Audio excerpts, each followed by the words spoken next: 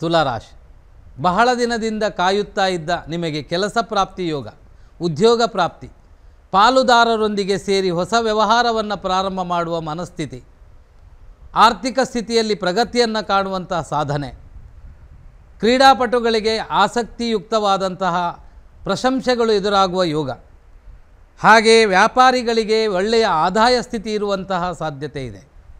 ಸರ್ಕಾರಿ ಅಧಿಕಾರಿಗಳಿಗೆ ಆರ್ಥಿಕ ಸ್ಥಿತಿಯಲ್ಲಿ ಪ್ರಗತಿ, ಮೇಲಾಧಿಕಾರಿಗಳಿಂದ ಪ್ರಶಂಸೆ, ಸ್ಥಾನ ಬದಲಾವಣೆ ಮಾಡಿಕೊಳ್ಳುವ ಚಿಂತನೆಯನ್ನು ಮಾಡುವ ಸಾಧ್ಯತೆ ಇದೆ. ತುಲಾರಾಶಿಯವರಿಗೆ ಈ ದಿನ ಮಿಶ್ರಪ್ರದವಾದ ಫಲಗಳನ್ನು ಪಡೆದುಕೊಳ್ಳುವ ಅವಕಾಶಗಳು ಕಾಣಿಸ್ತಾ ಇದೆ. ಮಹಾಗಣಪತಿಯ ಸೇವೆ ಮಾಡಿ, ಭಿಕ್ಷುಕರಿಗೆ ದಾನ ಧರ್ಮಾದಿಗಳನ್ನು ಮಾಡಿ. ವೃಶ್ಚಿಕ ರಾಶಿ, ನಿಮಗೆ ಈ ದಿನ ಮನೆಯಲ್ಲಿ ತಂದೆ ತಾಯಿಯ ಆರೋಗ್ಯದ ಚಿಂತೆ, ಸಹೋದರ ಸಹೋದರಿಯರ ವಿವಾಹದ ವಿಚಾರದ ಜವಾಬ್ದಾರಿ, ಆರ್ಥಿಕ ಸ್ಥಿತಿ ಅಭಿವೃದ್ಧಿ ಇದ್ದರೂ ನಷ್ಟವೂ ಅಧಿಕವಾಗಿರುತ್ತೆ.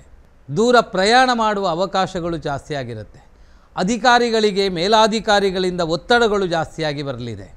ರಾಜಕಾರಣಿಗಳಿಗೆ ಸಾರ್ವತ್ರಿಕ ಕ್ಷೇತ್ರದಲ್ಲಿ ಮನ್ನಣೆ ಪ್ರಾಪ್ತಿಯಾಗುವ ಅವಕಾಶಗಳಿದ್ದರೂ ಅಧಿಕ ಶ್ರಮ, ನಿದ್ರಾಭಂಗ ಯೋಗಾದಿಗಳು ಉಂಟಾಗುತ್ತೆ. ರೈತರಿಗೆ ಈ ದಿನ ಆದಾಯದ ವ್ಯತ್ಯಾಸಗಳು, ನೀರಿನ ಅಭಾವವು ನಿಮ್ಮ ಫಸಲಿಗೆ ಹಾನಿ ಉಂಟು ಮಾಡುವಂಥ ಸಾಧ್ಯತೆಗಳಿದೆ. ಮಿಶ್ರಪ್ರದವಾದಂತಹ ದಿನ ವೃಶ್ಚಿಕ ರಾಶಿಯವರಿಗೆ.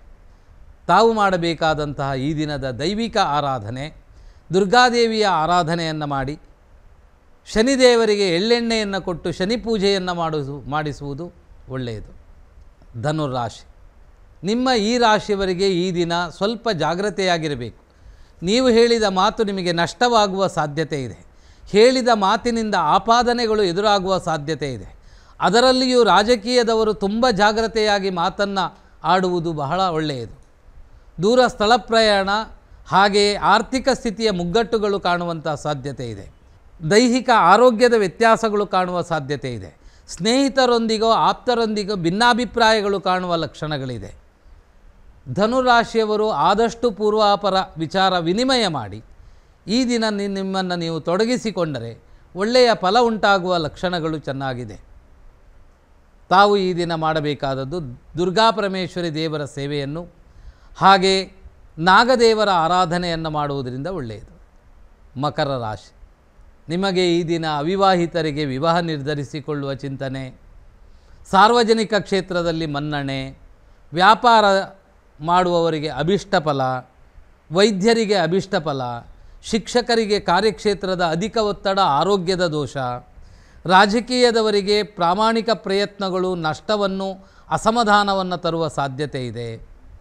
ಹಾಗೆಯೇ ರೈತರಿಗೆ ಈ ದಿನ ಬೆಳೆಯಲ್ಲಿ ಅಭಿಷ್ಟ ಫಲಗಳು, ಗೆಡ್ಡೆ ಗೆಣಸುಗಳಲ್ಲಿ ಒಳ್ಳೆಯ ಲಾಭದಾಯಕವಾದ ಫಲವನ್ನು ಪಡೆಯುವ ಯೋಗಾದಿಗಳು ಉಂಟಾಗುತ್ತೆ.